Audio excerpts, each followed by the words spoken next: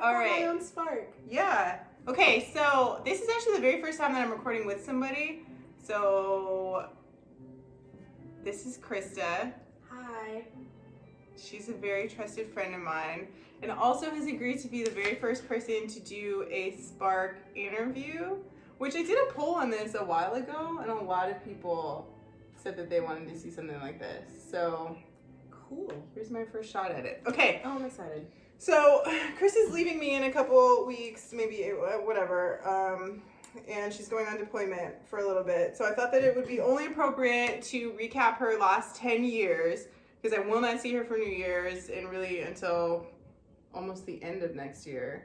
Yeah. So it's going to be a while. So I'm going to force you to do some self-awareness, but also just ask you some questions and see what you think of them. Okay. So we didn't do a lot of prep for this. We kind of talked a little bit about the topic and some things that she was thinking, but not so much of these exact things. So you're getting some really, really raw answers from her. Okay. So let's see, I didn't actually write these in order. So it's been 10 years.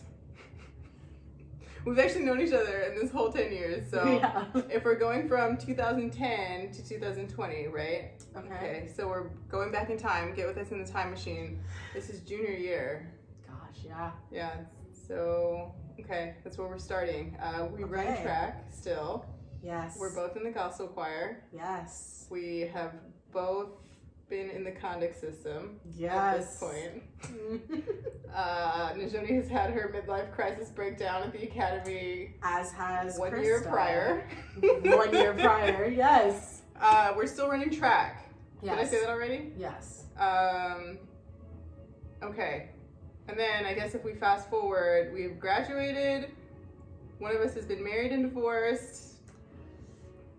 The other one has been in 2 long-term relationships, not married or divorced. We've been promoted 2 times. We have been promoted 2 times. Man, Stuff has happened. a lot of life has Okay. happened. Yeah. Yes. So I wanted to recage you to the beginning, Okay. so you know where the left and rights are. Yeah.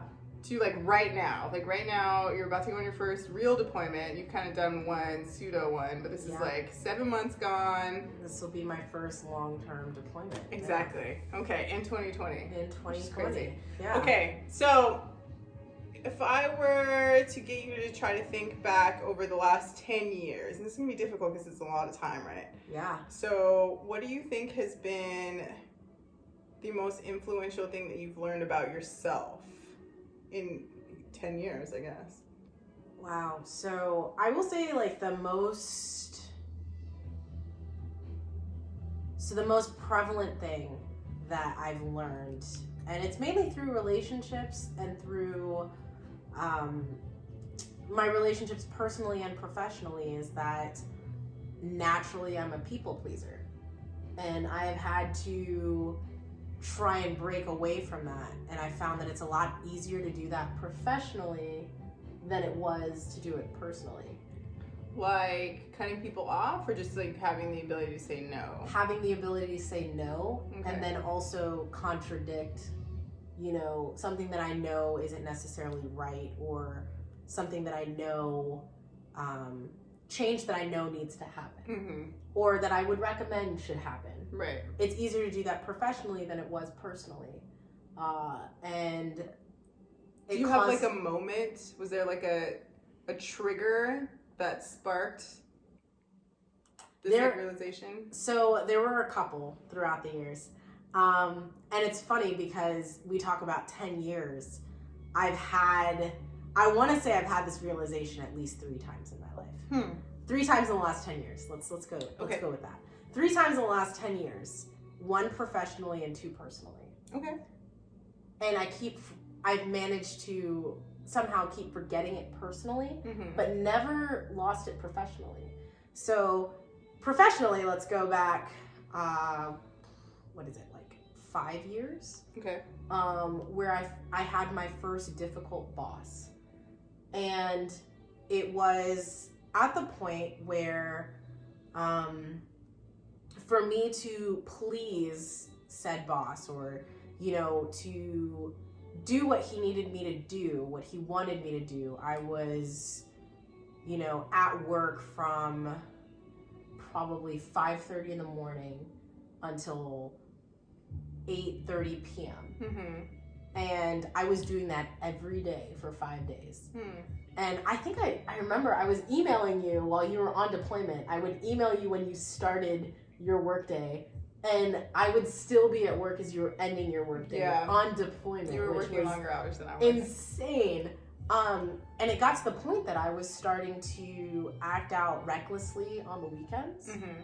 And it was at that point when the realization happened when I had a Marine who crashed his motorcycle on a Saturday on the I-5 in California, and I had to do the personnel casualty report. And I had a tendency that, because I worked so hard throughout the week, I completely wrecked myself on the weekends, like binge drinking, doing stupid things. Mm-hmm. And I got the call, and I was so drunk that I couldn't do an accurate report. And I had to call my XO and tell him, I'm going to send you a draft, and sir, you are going to have to review it, every single word, because I am not. Yeah, your capacity. Yeah, like my capacity was not there to accurately prepare this report that's going to be read to his family. Mm-hmm. And it was at that point that I realized that I was going down a path that I didn't like, just to please my boss, just to be there when he thought I needed to be there. And it was at that point that I sat down and I talked to my XO and I talked to my senior enlisted leadership, and I was like, what do I need to do from here? Yeah. And I sat down with my CO at that point. I was like, sir, I've got too much on my plate. I'm trying to do all these things for you, but it's starting to become a detriment to my personal life. Yeah. And it was amazing, because the moment I said that, he was like, okay. And he gave me assistance. Which is funny because, you don't think about it. Like, I didn't want to, I'd gone my entire life, like, doing things on my own and, trying to put everything I have into whatever I'm doing. Right. Because that's how I grew up. That's what I was raised to do. If you're only going to get there on your own. Right. Like, there is no one to really help you out. So I've been doing that my entire life, and it was finally at that point that I got so overwhelmed that I just couldn't do it. And it was amazing. I told him, like, I can't do what you're asking me to do unless you provide me some type of assistance. And he provided it. And then the second thing that I asked was, hey, I'm not going to get promoted doing what you need me to do. I need a deployment. He told me no, gave him counter arguments, and then amazingly enough, I got the deployment. But I had to convince him what he thought, like, was best for the unit and best for me was not actually there. Yeah. And not something that I would typically do, because professionally, like, my job relies on my boss liking me. Right. And I went outside of my comfort zone, to basically be a yes man. Yes, and challenge that relationship. And thank God it worked out in the long run, but, like, I could have done it a lot sooner. Right. And I was so focused on, just being the yes man, doing whatever he needed to do at whatever expense, whether it be me, my Marines, or my personal life, which didn't exist. Do you think you felt a certain pressure to always perform at like 100%? I honestly did. So I was the first female to ever check into that unit. And me as the only female officer, I already felt like there was this stigma that, I either wasn't going to hack it or I couldn't fit into this combat arms unit. And so I didn't want to be that person, especially as a female, to be like, I can't hack it. And I think I pushed myself so hard because I was trying to prove, which is funny because nobody actually expected it of me. Yeah. Like, when I finally broke it down, they're like, you've done above and beyond what any of our other adjutants have done. Yeah. And, and it was funny because I put this stigma on myself, basically. Right. Because I felt like, as the first female, there, I had something to prove. You know, I'd been told the entire time that, you know, you've got to make a good first impression. You know, it's their first time having a female there. Like, you're going to represent, you know, every female officer. And on top of that, I was the only black officer there. Yeah. Which made it even more difficult. The only black officer, period? Yes. There were no males either? There were no males at the time. Wow. So we had an XO who was a black male, but he left right before I got there. And so I was the only black officer. That's crazy. A part of that unit for a solid year. That's crazy. Yeah. So it was odd because it was on, and it wasn't until later on, after I had that moment where I tried to figure out, you know, why it was that I felt that way. Yeah. Because talking to my XOs and talking to the senior enlisted around me, like, they all said it, is that, you know, I did an amazing job. I did above and beyond what anybody else would have done in that position. I worked my butt off. And all this pressure that I'd put on myself, essentially. But I think because I put that pressure on myself, it drove me to be better. And it put me in a position where I did have the ability to build that rapport with my CEO, for him to trust me. Like, he knows that I put everything that I had into it, and he trusted my judgment afterward. But I think I could have done it a lot sooner. Right. Like, I didn't have to push myself to the point that I was neglecting my own personal needs, and you know, trying to cope in other ways. I think I could have had that conversation a lot sooner had I recognized that that's what I was doing. So professionally, you know, that was kind of my wicket, was that moment where I had a casualty report that, you know, for someone who, thank God, pulled out of it, like, you know, not paralyzed or anything like that, it ended up being a serious injury. He was in the hospital for about 2 weeks, but it was that point where I was like, I'm creating a report for a family member to receive, basically saying, your son is unconscious in critical care. Yeah, it's very personal. And I couldn't do it. And I think that was the reason, that was the trigger that really caused me to say, okay, like, self-reflect and think, what am I doing with my life? Right. Right. Right. And so professionally, that was really easy. Okay, yeah. So take us to one of your personal moments. So, if it's not too personal. So personal moments. Okay. So it's odd because this one wasn't a specific trigger. I will say the first one was my first long-term relationship. Okay. Which, you know, had a lot of... Within the 10 years, but didn't start in the 10 years. Yes. Okay. So within the 10 years, didn't start within the 10 years, but became progressively worse at the start of the 10 years. So we're talking junior year of college. I just found out this particular person had cheated on me multiple times. And I was, you know, so broken, but still felt like I needed his, not even like approval, I needed his affection. Because to me, it felt like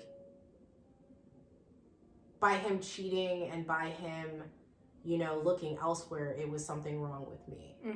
Like, I wasn't giving enough. So even though he had cheated on me, and even though we were pseudo broken up, I was still seeking his approval and still trying to help him out wherever I could. And there were multiple breaking points all the way throughout where I was always putting him before me. Like, my parents were, all three parents, my stepfather, my mother, and my father, were all going through major surgeries. And I was still focused on him. So what was your turning point? The funny thing is that turning point didn't actually occur until,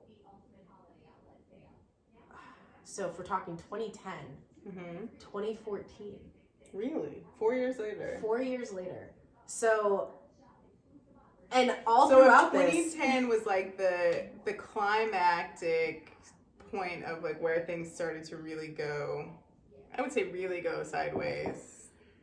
It still took you 4 more years. It took me 4 years to realize that I was never going to please him. Yeah. And to understand that I was worth more. Was it something that happened, or did you just wake up and you were like, oh, I had a dream? It was David's multicolored dream coat. Whatever. Multicolored dream coat. No, it was kind of both. Okay. So he had multiple relationships while we were dating, Yeah. and when we were off and on. And each time, somehow, I don't know how this happened, in my efforts to please him and still be there for him and still seek his approval, I was helping him with those relationships, which was odd. Yeah. You know, and our relationship was so unhealthy and toxic that it was killing me inside. Like, slowly I was becoming somebody that I wasn't. Yeah. And it had gotten to the point where he had just come off deployment, right? And things were looking pretty good for us. And I was, he was staying with me, and I was just waiting for him to come back. I'd been on my own and like done my own thing for a while. Are you single at this point? I am single. Okay. Like we are talking but not dating. Okay. I'm single for all. It's a very millennial thing. Yeah, right. But I'm single by like every other aspect except I'm still tied to him emotionally. And yeah. It was crazy because I'm sitting here, you know, just got asked out on a date by someone else. Right. Like, and I turned them down for no reason. Right. And I'm sitting here waiting on him to come back. And he's not responding to my text messages. And all of a sudden, I randomly see a photo pop up of another girl sitting on the motorcycle that I had helped him, you know, fix. And I'd recognize the girl because it was one of the girls that he was talking to before deployment. Right. And when I asked his roommate about it, his roommate said, yeah, I thought they've been dating for a couple months. And it was at that point that it just hit me. Like, no matter what I do, I'm never going to be what he needs. Or at least not at this point. Right. And thinking about it, I'm just like, you know, it was one of those weird moments where I felt like I was bipolar. Like I was crying and laughing at the exact same time. Like crying because I was just so distraught that I felt so unwanted. Yeah. But at the same time laughing because I'm like, You why am figured it out. I upset? Like Right. we're not dating. Right. He's made it very clear over the years that he wants me in his life, but he's not ready for a commitment. He will not commit to me. And at the same time, I'm gearing up for my own deployment. He was supposed to help me move out and all these other things. And I'm just like, why am I sitting here on a Friday night, single, in San Diego? Right. You know, like, clearly desirable because Right. other people have asked me out. You should be living your best life. Exactly. And I was just like, what am I doing? So, I just wrote him. I was like, hey, here's the deal. I know what I want. You don't want the same things. Alone, I don't think I'm ever going to be enough for you at this point. And I think I deserve better. And that was it. And it was so weird because they say like you're not done until you're done. But it took me, 8 years. Yeah. 8 years. Yeah. To get to that point. And It's not easy. And I think so personally, that was the first time I had that step where I realized that I was doing everything to please someone over myself. Like I had stopped working out when he came back. I had stopped writing. I had stopped painting. I had stopped doing all these things that made me happy. I stopped going out with friends. I stopped seeing my friends. And it's not that he asked me to do it. It's just that I was so immersed in him and being ready and being available for him that I stopped focusing on myself. Yeah. Which is also part of the reason why you know, like, I'm never going to be enough until I'm enough for myself. Right. And so that was my first realization. I got on deployment and, you know, I broke away from it. And I think the ability to break away is what helped me. Yeah. But I don't think the realization came until my most recent relationship. And that's the third time that I realized that I wasn't putting, you know, I was trying to please other people, where again, I got into a long-term relationship and I was so immersed in that relationship that, again, I stopped doing things that made me happy. And I focused so much on that other person that I made myself unhealthy doing it. Yeah. You know, medically, emotionally, like everything about me. I even changed, you know, career paths. Yeah. I intended on going one place and I gave that entirely up to be co-located with that person. Right. And in the end, I ended up resenting that person because of the choices that I made that they didn't actually ask me to make. Yes. And it wasn't until recently, you know, as I felt that I was getting too immersed in that relationship, when I had to actually take a look at it and think about, what do I actually want in the future? And it did not align with what that person wanted for us. Right. And it was at that point that I realized, like, I've lost myself again. Yeah. And that was as recently as like 2 months ago. Yeah. So I lost myself again, and it's at that point, like, I just took a step back. And I'm in the growing phase going through 2020 to focus on myself and only myself. Okay, so that leads really well into my next question. So now that, it seems like you're very self-aware of, like, these kind of pivotal moments in the last decade of your life that have kind of changed the way that you look at things. Yeah. And the way you perceive things like relationships professionally and personally. So when you say you're going to focus on yourself, like, what does that next step look like tangibly? So tangibly, it's literally just trying to figure out what makes me happy again. Yeah. Because I've lost it so much that I don't even know where to start. So really, I'm going back to the one thing that I know actually makes me happy, which is music. And, you know, putting a focus on that, which I'm hoping will tie me back into kind of what grounds me. Yeah. So right now it's about,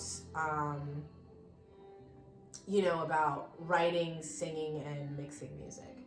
That's kind of the side project that I'm working on right now, is just to utilize that to recenter myself. Yeah. At the same time, I'm trying to build myself back up financially and professionally, where I'm trying to create that professional distance between my personal and professional life. Because what has been happening is that my personal life is my professional life.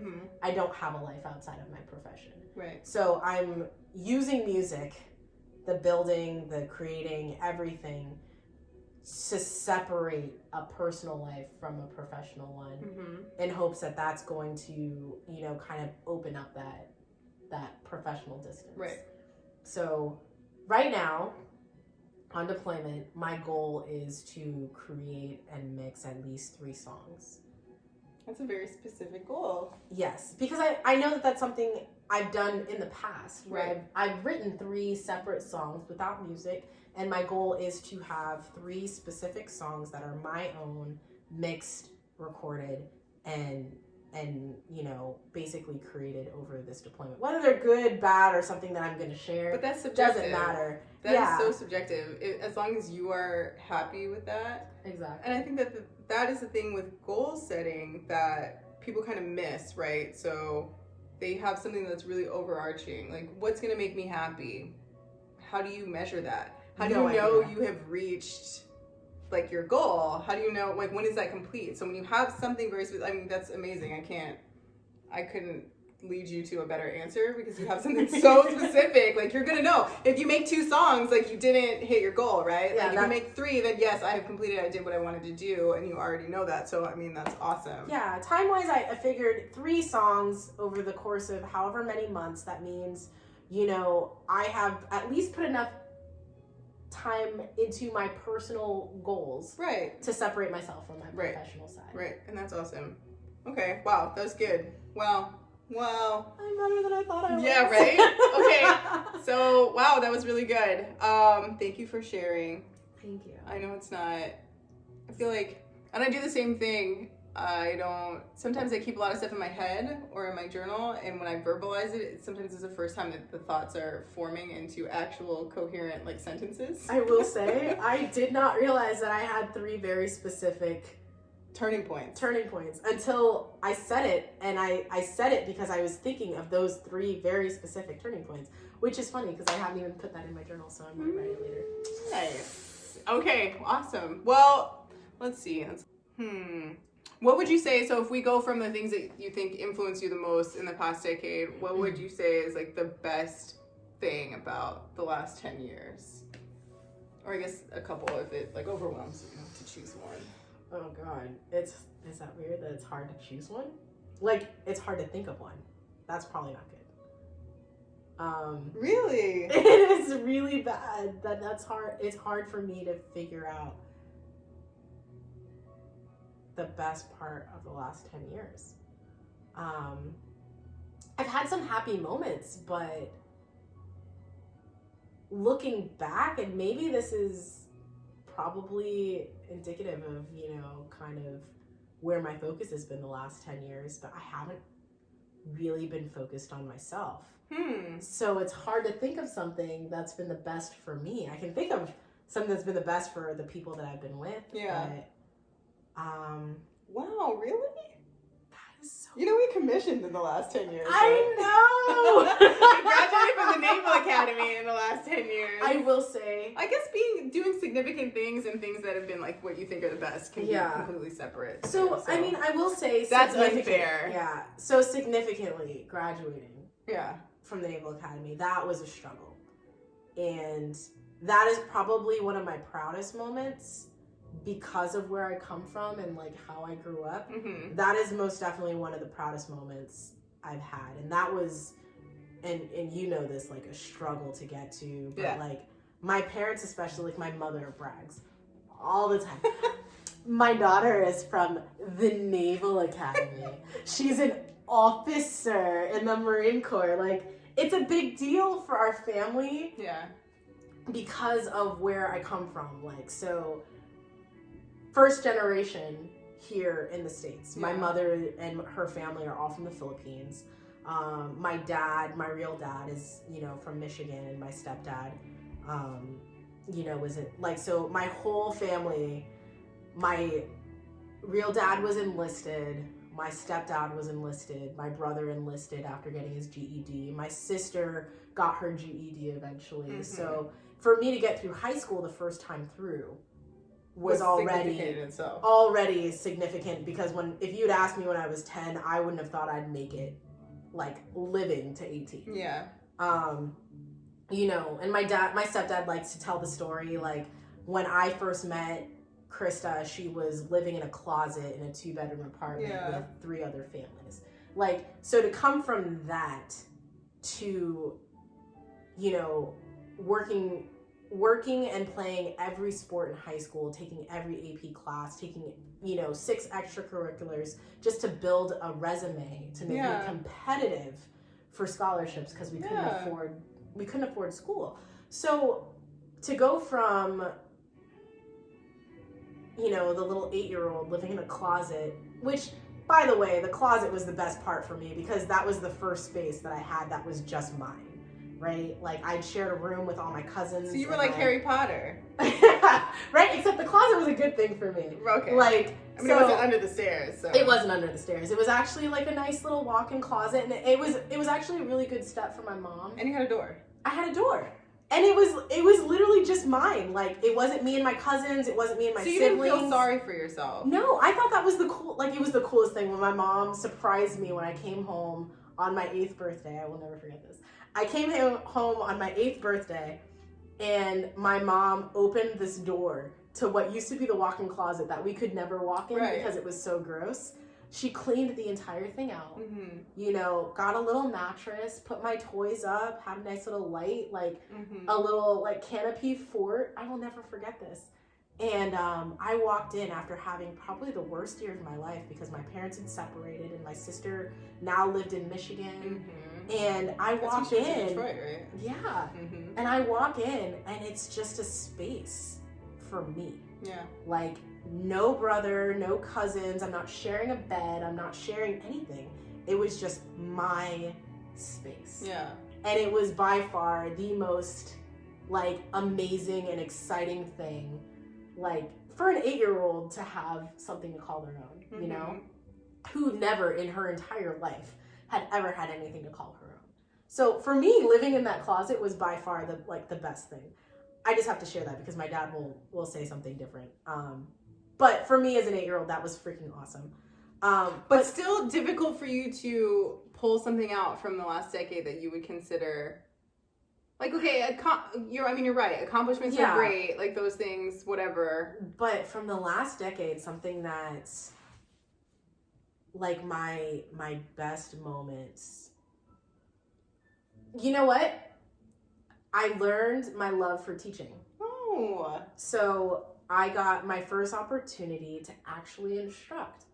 And it was at OCS, Officer Candidate School, over the summer after Expeditionary Warfare School. Right. I didn't choose it. They had to force me into it. But when I gave my first class, and I got to engage with the students, and I got to put together this class and, you know, come up with things that I thought would be interesting with them, and to have that response. Yes. The response I got and the engagement I got, and, you know, just being able to, you know, not only just express my thought process, but to have it understood and help someone in their education and their learning. So I found out that, you know, the students actually used some of, like, they told me that I broke it down really well, and a topic that they were struggling on, I helped them easily navigate through. Yeah. To get that kind of response, then to be able to just to be in front of a class and be able to, you know, have that relationship with the students. That is one thing that I will say that's probably been my best moments, is I found my love for instructing. And what ended up happening is after that unit, I went to, you know, recruit training where I got to instruct recruits, which was great. My own recruits, and having the same kind of relationship and being able to learn about them as they learn about me, as we learn about a topic, and, you know, combine the three to help them relate to it personally. I thought that was really great. And then, you know, from then on out, I've found every opportunity that I can take to instruct. So even when I was pulled out of that, I would still go back and, you know, look for opportunities to help them transition into the civilian world if they weren't going to make it through recruit training, and teach classes to help them transition. And, you know, in my job now, I'm teaching classes to my Marines and any Marines that, you know, are interested in, you know, whatever topic they really want to learn.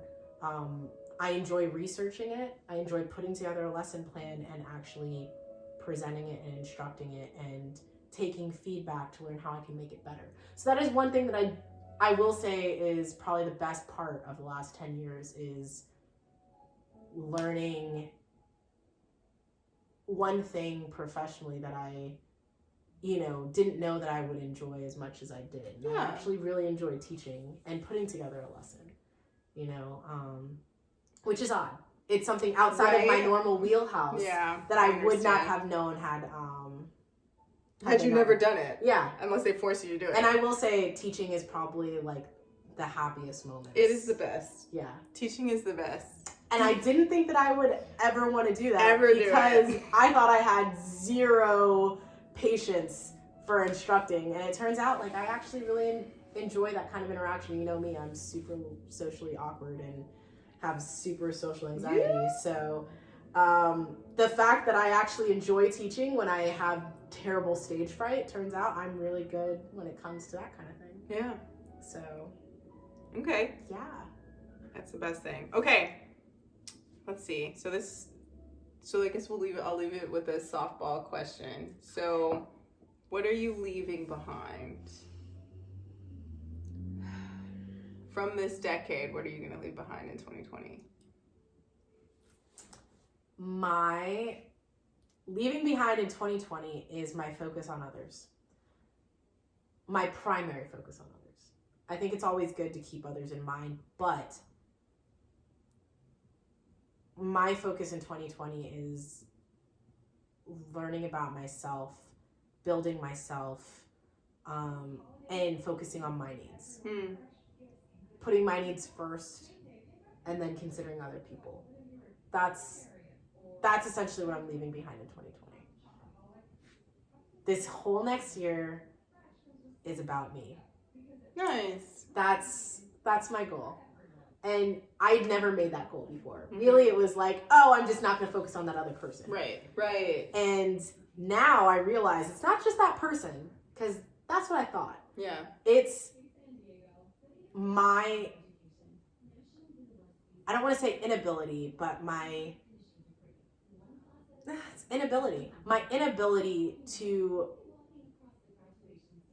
focus on myself. It's because I'm afraid to focus on myself. I've never had to. You know, I've always had a goal that was meant to make others happy.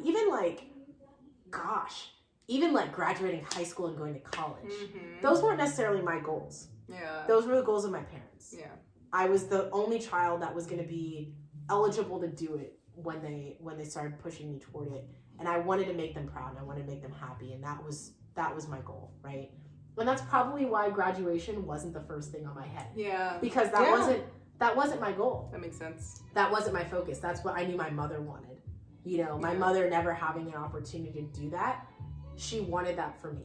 And her other two children didn't really give her that. Yeah. And so she was really looking for me to do it, and I wanted to make her happy. Right. So although graduating the academy is a huge, endeavor for me, it wasn't my goal. It wasn't something that drove me. It was me trying to make my parents happy. Right. And everything since then has been me trying to make other people happy. And so now you haven't been the priority. Exactly. And so this year, it's about making myself the priority and understanding, because I haven't even thought about what I want to do with my future, or what makes me happy, what I enjoy. Yeah. I haven't considered any of that. 31 years of life. 31 years of life, and I've never thought about what I want. Wow. So my goal this year, although it's super overwhelming to think about, is to figure out what I want. Professionally, personally, and then what I need emotionally, spiritually. And that's a little overwhelming, because I feel like these are things that I should have thought about in 18. Like, what do I want to be when I grow up? But do you know, that's a whole nother conversation, but you're 18 years old. Even when we were graduating, like you're 23, 24 years old. Still had no idea. You don't know shit about shit. And really, and you think you do, and that's what's dangerous. You think you know stuff. But you know nothing. Nothing. Like, if I could tell my 23-year-old self about the life that I have lived up until this point, I would be like, nah, you're joking. That's not happening. Right. I don't believe you. Don't believe you. Yeah. That's crazy. Yeah, so really this year is about... The year of Krista. Yeah. It's just trying to figure out... I like that. And we're going to Bali. Yes. So now that we've said it on the video. It's happening. Yeah. I need that too. I need to be... And I think Bali would also be, that whole trip is about... It's going to be cool. Transformation. Yeah. Good. But okay, awesome. That's my goal in 2020. Oh, I said it again. I need to stop saying awesome. That's not a good word. Okay. Thank you. I don't know how I'm going to cut this, but... I don't know either. I thought it was at least a really good conversation. I am... if I never figure out how to put this on YouTube. That's okay, because I'm a little nervous about that too. This is my first time being, you know, Asked questions. and interviewed. being so honest or talking about my life. Because I mean, you know me, I don't tell, like, I do. I'm pretty sure half the stories I just told you, you've never heard in the, like, what, 13 years that we've been best friends. Did you know I lived in a closet? Yes. Oh. Well then. I know a lot. You do know a lot. You've been drunk a lot too, so I have, like drunk stories come out and you don't remember. Yeah. I do know a lot, but okay. Yeah, well, thank you. Thank you. Hand hug. Yay!